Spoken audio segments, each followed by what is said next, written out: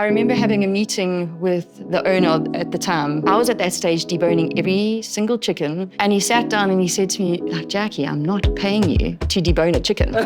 Well, now you need to start teaching others how to do it. Mm-hmm. And that's when I was like, ta-da! Do you know that I've actually had people, when I walk around Woolies, come and look in my basket and say, what is Jackie Cameron buying? I do that too. Oh, what is Jackie? Okay. Are you looking at you, that person?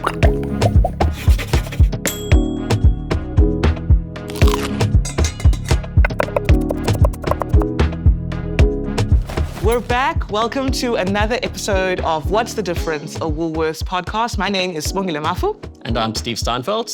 I really love what we're wearing today. I know. The glow up is real. I literally look like the sun. I mean, we look like the bowl of lemons and oranges behind us. Exactly. Do you know what? Being on film, on camera, has really elevated our dressing game. We've got to show up. My fashion game's definitely been on the rise. Yeah, and we have the best job. We get to talk to incredible people who live very unique lives. Yeah, and today's guest is a culinary leader whose influence stretches far beyond the restaurant. As founder of the Jackie Cameron School of Food and Wine, she has built a training ground known for producing young chefs who are technically exceptional, creatively bold, and sought after by the best restaurants around the country. She is a chef whose legacy is already defined by shaping the next era of South African dining. And a good friend of mine, Chef Jackie Cameron. Oh, thank you very much to both of you. Welcome. And listen, some people would say that Steve actually uses this podcast to bring his besties on. Oh, 100%. And I'm not mad at you. I've been wanting to meet you, and I'm so, so glad that you are here. Yeah, thank you very much. Thank you for having me. Yeah, welcome. You were once recognized as one of the top 10 chefs in South Africa, but today, teaching, mentoring is at the heart of what you do. When did you realize that training young chefs, teaching young chefs was a path that you wanted to go down? Tell us about your journey. Yeah, so I went to finish school, went to Christina Martin's, and I was always back in the day, like first year in chefing, and I really loved how the course came together, how we went through each stage, how we grew, and that really stuck in my mind. Then I went to Hertford House, and as a very young chef, head chef, and I remember having a meeting with the owner at the time, Mr. Goss, and I was at that stage deboning every single chicken, deboning every loin, saddle, and he sat down and he said to me, like, Jackie, I'm not paying you to debone a chicken. And I was like, but I do it the best. And he's like, well, now you need to start teaching others how to do it. Mm-hmm. And that's when I was like, ta-da, okay. And that's how it evolved. And as I started teaching and training and realizing what others can do, I just got more and more excited about it. For me, it became about getting to work in the morning and how much could I teach and train my staff. I had the opportunity to go overseas like 30 times or something. And your passport was tired. And and through all those, I was saying to Steve, living out of a bag. And I had the opportunity to take a sous chef with me. And I just thought, why would I want to take a sous chef? Sorry to all my past sous chefs. But the base was that I wanted to take somebody that had a standard 6, standard 7, standard 8. I'm giving away my age. Grade 8, grade 9, grade 10. Education, I wanted to take them overseas with me because they hadn't gone even further than Moy River or Pietermaritzburg or Durban. I thought to myself, what could I do with somebody who has a matric? Right. And that's how my parents had a beautiful home, and that's how it evolved into developing the school. I mean, speaking of delicious snacks, Sirbs, what do you have for us today? Lovely icebreaker, even though I kind of feel like I know your life story already. But for those who may not know you, snacking is a big part of this podcast. Yeah. We love to bring some tasty treats so that we warm you up a little bit and you open up and you tell us all of your secrets. Oh, there we go. And we've got some great treats here. We've got caramelized almonds and dark chocolate. It's a great gift as well if you're looking to spoil someone. We've got the snack bar, the cashew and strawberry cream. Nice. We've got mini rice cakes, which are pretty much a staple in my home. This I know, I was also going to say. chutney flavoured. These and are the pink ones with the chutney flavour. Yeah. Oh, and then for my little gluten-free pillows. girlies, Yeah. we've got the classic cheese pillows. How often do you eat gluten-frees? Not often. honest. I spend a lot of time in Italy where it's frowned upon. Completely frowned upon. Yeah, absolutely. Well, I think that gives us good reason to taste them. The first time for everything. Yeah, I know these, and I've eaten quite a few Quite of a few, these. yeah. There's no shame. Recently become gluten intolerant, so there we like- go. Was there a sadness or, okay, let's pivot? I was at a point that I needed. Right. I needed a bit of change. Okay. So let's get into your shopping basket when you shop for food, because I feel as though we could learn something Okay. from you in terms of how you shop. Do you know that I've actually had people, when I walk around Woolies, Yes. come and look in my basket and say, what is Jackie Cameron buying? I do that too. Oh, what is Jay? Okay.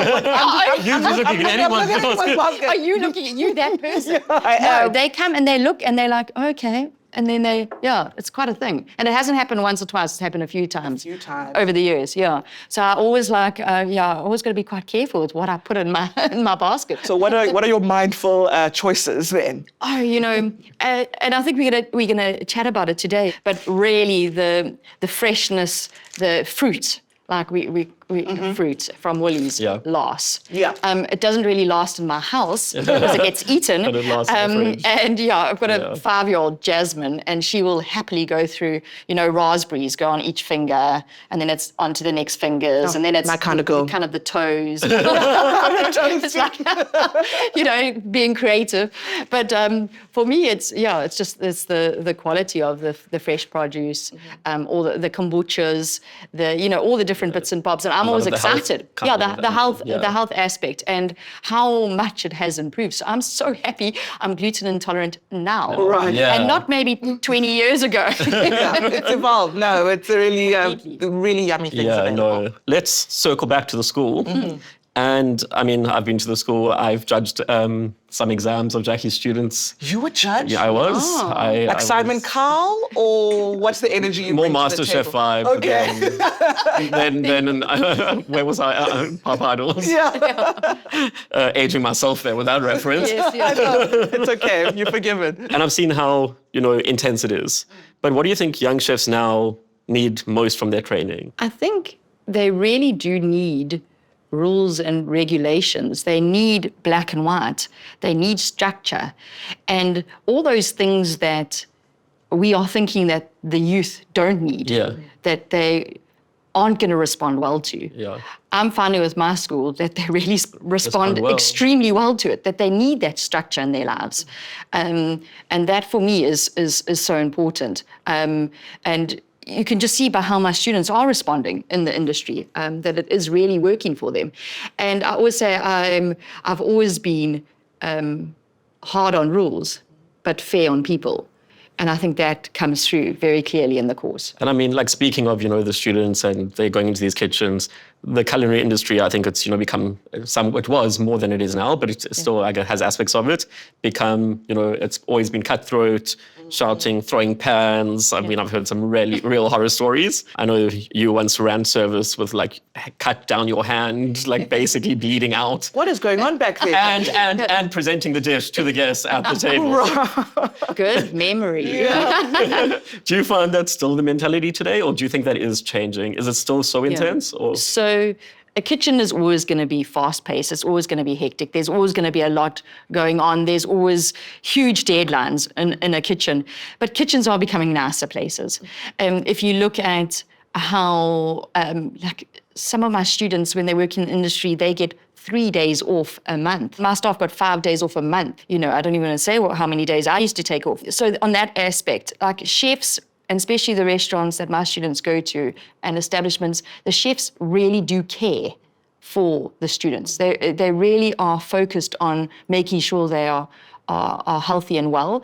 And then thirdly, I think on the side of family meals and staff meals, there's a huge emphasis on eating properly, on being healthy, which definitely wasn't there. Before, It wasn't there before. And with that, I mean, you spoke about looking after the health of your students, and mental health obviously being a very big part of it. It's a high pressure environment, tight deadlines, all of those things.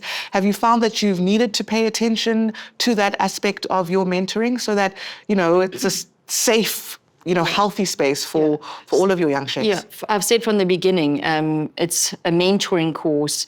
It's about the well-being, the health, because, if I think about it, when I went into the industry, it was drug, sex, and rock and roll. I'm not saying I was involved in it all, but I definitely was seeing a lot. Right. And so I've always told my students, don't do what I did. Do what, this is what you should be doing, and this is how you should be working and forming your days. But like I mentioned just now with doing gluten intolerance, I had a little baby girl, then turned 40, then started thinking, these clothes are getting a little bit tight, never being concerned about weight or anything like that. And it evolved into me starting to kind of physically look after myself. And that evolved into going for checkups and all of that. To cut a very long story short, I started rebounding and exercising and doing exercise and with Lisa Raleigh. I don't know if you know bouncing. Oh, yes. So, and it was great because you can do it in your home. Yes. So I say if I can do it, any chef can do it. And that's what I'm with my students. I'm even speaking to Lisa about trying to get bouncing, trying to get the students more active, because I think if they've got a clear mind and a healthy mind and body, they'll be able to survive the industry and enjoy it much better and enjoy it and have more of a balance. And that's what they're looking for. Yeah. Are you seeing the change reflecting in the kitchen and the culture of the kitchen? Yes, definitely. And I think with having more free time, they definitely are wanting more of a balance. It's very much so. And I think for us, I'm going to say oldies, we have to change. So doing something that in a chef school that was getting done 20 years or 30 years, you have to be moving with the times. We want people to be excited about going into the industry. I mean, I think, if we look at pop culture at the moment, being a chef is like the coolest thing. But also most terrifying, to be honest. Yeah, but you think of like MasterChef days, then there was the bear now, that's the like big one. And some of them show the rough side, but I think it is. It's almost like we've gone full circle back to chefs being rock stars. Like, what is it that one thing that you think someone needs to be a chef, like as opposed to someone who wants to be a chef because of a TV show? Yeah. So I actually do a 3-hour interview process with possible students. My accountant says, Jackie, please just take everyone for cash flow purposes, but it really doesn't work. And I've always said that I will maximum take is 15, but I've actually only taken 12. And you really can see just by how a student walks, and you can see in their eyes if it's really for them. And then you're going to have all different levels of students. You're not all going to have top-end students. You're not all going to have students that all want to be in fine dining. So it really is just finding that student that is enthusiastic, is passionate, and that comes out in conversation, when you speak to them. And that's in the interview process. Before I've even signed them up on the course, you can generally see the level of enthusiasm and passion or obsession that they have for the industry. Yeah. Well, I mean, you must be doing something right, because I mean, I was speaking Liam Tomlin the other day, and he said before that your students are the most sought after in the industry. I think at one of your graduations. Yes, this last one. And we've seen a lot of them go on to do amazing things. Look at them with pride. Your schools are now, a decade in, and so many students, and they're all over, and they keep in contact. Like I say, once a JC student, always a JC student, and it really is. We do at all hours. I get messages and contact from them. When you see your students kind of go off and work at these amazing restaurants, and knowing that you had a part to play in their journey. It is completely satisfying. Be humble. When I was in the restaurant and myself and my team were winning awards, it was very difficult for me to celebrate those awards. Now, it's so easy. I love celebrating my students and where they are in the world and what they're doing. Obviously, working behind the scenes, with people who are doing what they can to be successful, you can also spot where there are gaps, in terms of culinary education. Where do you, where are the challenges, and how can we fix it?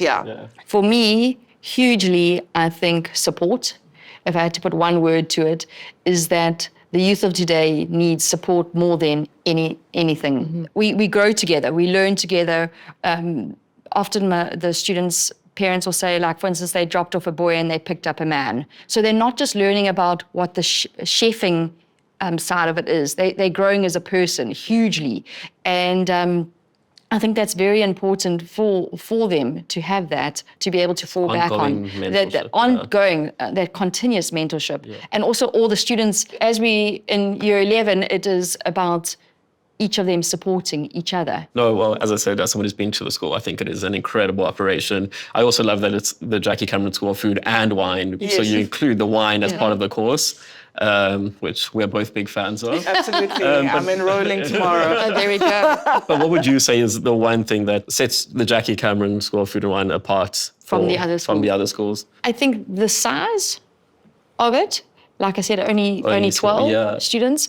When we do an 18-month course and a 3-year course, so there is overlap. Yeah. I think that most people do live on the premises, that I've been in the industry. Yeah. I battled to say it, but that I've won those awards. Yeah. That my team and I, we've won all of those awards. She hasn't mentioned that she was like the youngest person to win the award. Yeah, let's be clear. Please. Oh, Steve, I'm doing 90% of the lectures. I'm with the students breakfast, lunch and dinner. I'm with them at the beginning of the morning till late at night on prepping. It's a small kitchen team and I'm hands-on. I couldn't be more hands-on. I'm with the students every minute of every day and I'm doing the lectures. I do have Chef Christine that does the patisserie, but I'm fully in the students' space. So we have like a love-hate relationship.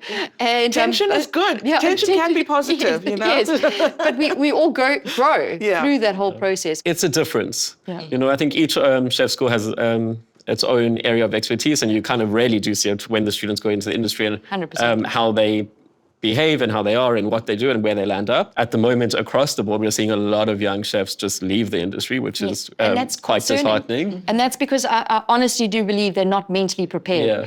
My parents worked extremely hard for their money to put me through chef school.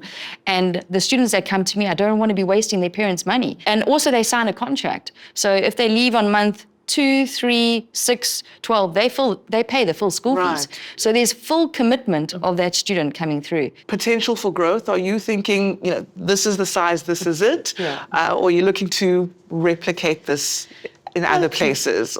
There has been thoughts, little bits of sprinklings of thoughts over the years, but I think what we do so perfectly and so beautifully is what we do. Sure. And the size that we do it. And I think, you know, it's great to be in Cape Town and it's great to be in Johannesburg, but it's really like being in Hilton is for a student to be in that space, in that environment, to just be able to focus on what they are meant to be doing, which is studying and learning and achieving, without all the distractions. I'm not saying they don't have a good time, because they definitely do have a good time, but it's just a lot more direct. Yeah, no, I mean, it's incredible. You can tell I'm a huge fan of what Jackie does and is for our industry. But before we let you go, we're going to do a bit of a final sprint.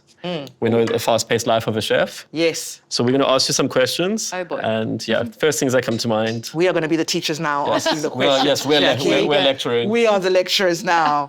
The kitchen skills students most underestimate. Knife skills. What is the one thing you wish every young chef would stop doing? Oh, it's call-out season. Yeah. Please don't take this personally if you do this. They need to start reading more. How do I change that? So stop not reading. There needs to be like a focus on, like, I remember how much I educated myself, and they need to just be more focused. Do their own research. Focus on improving themselves and their skills. A habit you drill into your students that they thank you for later. Sure. I think you should ask them, hey? I don't think they realize the level of support that I give. I think by the end of the year, they are very excited to get into the industry and to leave me. They've had my all. They've had all. Beautiful butterflies. They've had their all. I always say they only really realize what we have achieved once they're in the industry. When they're watching everyone else and what they're battling with and what they haven't done or have done, that's when they only really realize the support. A question I want to ask, as someone who's been in the industry for years, mentors, teachers, what is your perfect plate? Deliciousness. Nothing specific, but you know, I don't want to say last meal or your favorite meal, but it's like, what is a plate that you will never turn down? I don't think I'll turn down anything that somebody else has cooked for me. Yeah. No, with love and with heart and with soul and. I think I'm always interested and excited to taste new things. How do you impress the teacher? That's basically what I'm asking. Yeah. How can I be teacher's pet? Simpsons and Roiling. Yeah, like, how do I get in? And I think... I think it's just, when the students do their final exam after the 18-month course, there is another one at 3-year mark. It's just, I want to be able to see you on a plate. Sure. So I want to be able to see your personality. I always said my food was more of a heritage style, South African flavor on each plate. There was a reason. It wasn't just this and that and, placed on the plate. There's actually a reason. There's a story behind it. And that has always been a part of every plate that I've put together. So I would hope that the students would also carry on with that. And that when they do their final lunches and dinners, I want to know why that is there. I hate to use a sports metaphor, but leave it all on the field, leave it all on the plate, but it just doesn't have the same ring to it. Please don't bring your sports things into the kitchen. Sometimes sports but is I think it's a great point, because with the globalization of restaurant culture and Instagram and all of that, culinary identity of a chef is more important than anything, because the world is so small. Yeah, you can, it can be an amazing restaurant in a beautiful place, and you pick up a plate and you could put it anywhere in the world and it would be a fantastic, 1 Michelin star restaurant, but it doesn't speak to where you are. Yeah. But to wrap up our final questions, what is the most ridiculous thing a student has done? Oh, there has been so many. Was there an NDA of sorts that you can't share? One specifically comes to mind, and it wasn't at my school, because obviously my students are hell of a lot more brighter than this. But I remember I said, so you have a saucepan with sauce in, and I said, put the sauce on the pass to the student. So the student looked at me, chef, I must put the sauce on the pass. I can see where this is going. Yes, put the sauce on the pass, we need to pick up. So the student took the sauce with the ladle and put it on the pass. Oh. I may have been that student. I see nothing wrong. You see nothing wrong with that. Jax, thank you so much for joining us. If anyone's interested in learning more about the school, where should they look? How do they enroll? I know Sibs is interested. Yeah, I need to work on my knife skills. There we go. I've got you. Thank you. So www.jackiecameron.co.za. All the documents and registration forms are there, but also drop me a mail, jackie@jackiecameron.co.za, and I will personally reply to that email. Fantastic. And Instagram, where we can see what all your students are doing. Yeah, there we go. You must go onto Instagram. Hey, it's so much fun. At Jackie Cameron in colour. Fantastic. Ooh, it's getting a bit cold in here. It's getting a bit chilly. It's chilly, which means one thing, it's time for the cold seat. It's the segment where we bring it on a Woolies guest and ask them our questions of the week. Our Woolies guest this week knows a lot about what it takes to do well at culinary school. She was the top culinary student of her year at the Prue Leith Institute and has represented South Africa in the International Food Olympiad 3 times, bringing home multiple medals, including a gold. It's head of product, Madly Roberts. Hi, Madly. You do not come empty-handed. Wow. It is such a wonderful bag. And it is extremely heavy. If anyone's listening, a giant gift bag has just arrived. I'm excited. Yeah, Jax, I don't know if you can hold it up much longer. It's very chilly in here because we're going to get to ask you the tough questions. But before we do, tell us exactly what your role is at Woolies. So I head up our central innovation part at Woolworths, looking after setting the standard, sensory quality, and just spearheading product innovation and giving a future view and direction to the business. Okay, so you dictate what we see on the shelves. Part of it. Okay. Yes. I mean, there's lots of questions we can go in there, but I think I'm going to let Jax ask the first question. So Woolies previously sponsored one of my students, Nkululeko, and he's actually doing fantastically well in the industry, just to add. And I just wanted to find out what opportunities exist for young chefs in the kind of Woolies universe, and what kind of roles could they grow into with the support of Woolies? So we currently have various opportunities available. I think Woolworths is a wonderful place where you can become whatever your heart desires within the opportunities that we have, depending on the individual. For culinary students specifically, there is a program that you can go through as part of our graduate development program. So from intern to graduate to a food management training program that we have. In the kitchen itself, we have students who come in to do their internship and they get to experience a variety of opportunities. One would be to work with our development chefs in the R&D part that we look after. Another part would be where we do a lot of flavor development and product application. So where products are already developed, just checking application. We have to verify cooking instructions as well. You know, it's so important for our customers that when they purchase something from us, they can actually make it, and it's foolproof, so that they trust it. And we need to verify those cooking instructions over and over again. There's an arm that we work with the ICT, which is a non-profit chef school as well.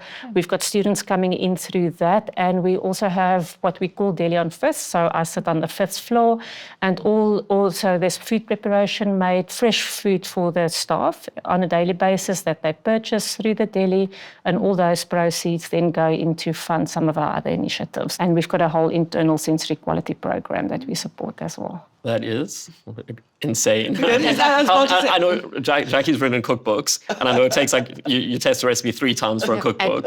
At least. Mine, but I mean, I did many Of times. course. Is there like a magic number for? No, we call it triple testing as well. Triple testing too. There we go. So, but that's only to get it to a stage where you can then take it into factory and start upscaling. But you have to be able to be very confident that through that triple testing, your results are the same. Going to be the same, of course. And I mean, that's also, my next question for the cold seat is, Woolworths is always developing something new. There's always a new product on shelf. Like wrist, we all love what's there already. Exactly.